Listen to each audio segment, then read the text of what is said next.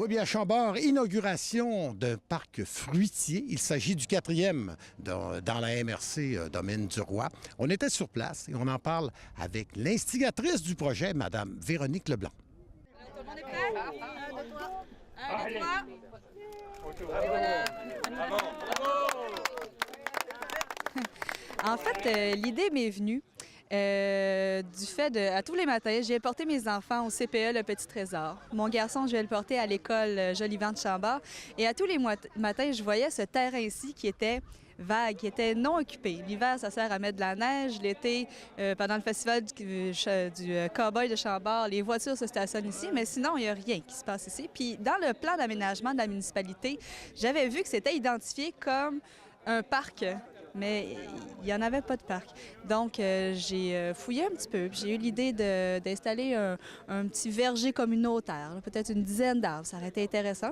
Puis finalement, bien, avec de fil en aiguille, Eureco s'est impliqué dans notre projet qui est devenu une grande forêt nourricière qu'on a appelée Parc fruitier de Chambord. C'est un très beau résultat. On avait un terrain vert, c'était élite, il faut le dire. Là, on a une forêt nourricière. On a quelque chose de très intéressant. On a un projet qui est éducatif aussi pour l'ensemble de la population. Un projet qui respecte les principes de l'environnement. On a les principes du développement durable qui sont entièrement respectés. On a l'économie, l'environnement et le social qui est respecté dans ce beau projet-là. Le principe de forêt nourricière, c'est le principe de permaculture, des végétaux qui, ce sont tous des vivaces. Donc, c'est des végétaux qui vivent en communauté, qui s'entraident l'un l'autre. Il n'y a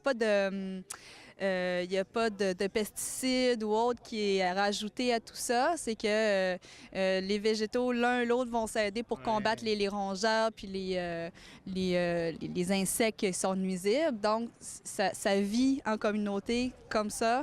Puis, ça demande très, très peu d'entretien de la part de la communauté. Voyez pas là.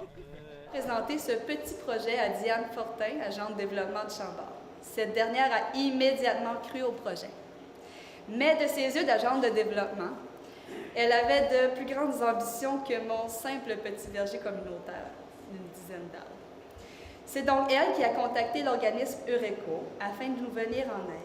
Forêt nourricière, c'est le concept d'Eureco. Donc, c'est une forêt qui est disponible pour la communauté, pour nourrir la communauté. Et pourquoi on l'a appelé parc fruitier ici? C'est parce que on souhaitait qu'il y ait beaucoup d'arbustes ou d'arbres fruitiers. Dans le sens que tout ce que vous voyez ici est consommable immédiatement. Oui, c'est ça. Fait qu'il n'y a pas nécessairement besoin d'avoir une préparation ou quoi que ce soit. Tout est consommable tel quel. Donc, il y a beaucoup de pommes, prunes, des camerises, framboises, fraises, de la rhubarbe, toutes sortes de choses comme ça, bleuets, etc. Là, j'en oublie, mais tout, puis des kiwis arctiques, de la vigne, plein de choses que je connaissais même pas moi-même, puis qui sont ici, mais tout le monde va pouvoir venir à différents moments de l'année, puis tout simplement cueillir et consommer, s'asseoir, jaser, récolter, emmener chez eux, faire des confitures, ce qu'ils veulent. Mais c'est ça, un parc fruitier. J'aurais juste un mot, c'est vous dire merci. Merci beaucoup pour votre implication. Merci aux bénévoles, merci à la population de s'être impliquée. Merci aussi aux généreux personnes qui ont contribué financièrement. Oui, le volet éducatif, vous pouvez faire la tournée. Là, il y a des pancartes qui ont été rajoutées un peu partout. Donc, ça identifie les végétaux qui sont présents sur place. Puis nous, on a rajouté une petite touche particulière par rapport peut-être aux autres forêts nourricières qui ont été installées jusqu'à maintenant, c'est qu'on voulait que ça s'adresse aussi au jeune public. Donc, on a rajouté des petites questions, des petites capsules pour les jeunes, là, qui les informent sur, qui sont les insectes, par exemple, qui aident à la pollinisation, capsule qui, un professeur ou une éducatrice pourrait faire la tournée pour aider les enfants à comprendre ce qu'est une forêt nourricière, puis toute l'interaction qui existe entre ce qu'on mange, ce qu'on cultive, nos actions au quotidien, nos choix qu'on fait en termes de consommateurs, comment c'est important, puis ça a des impacts sur tout en tout temps. Bienvenue!